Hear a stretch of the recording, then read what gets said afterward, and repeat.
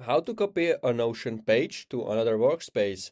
This is super useful trick when you want to move your notes, templates or projects between different accounts.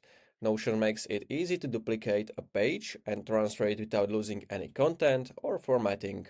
In this quick tutorial, I'll show you exactly how to copy a page from one workspace to another in just few clicks.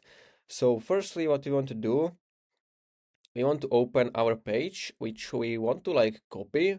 So let's say I have this content ideas. And what we can do now, we want to go to share in top right. Now we want to go to publish. And this basically means that your page will be accessible with the link. Your page will be live on this URL. And we want to copy this URL. So click on this copy site link. And before that, we want to make sure also the duplicate as a template is allowed. So if it is turned off, make sure to turn it on. And now I'm gonna paste the link in the new window like this. And this is going to show you the quick preview of your page. And now what we want to do to copy it to new workspace, we want to simply click on this duplicate button in top right.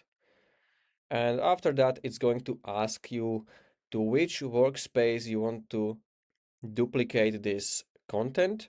So you can choose your workspace. So let's say I'm going to choose this different one. And now we can add it to, let's say, private.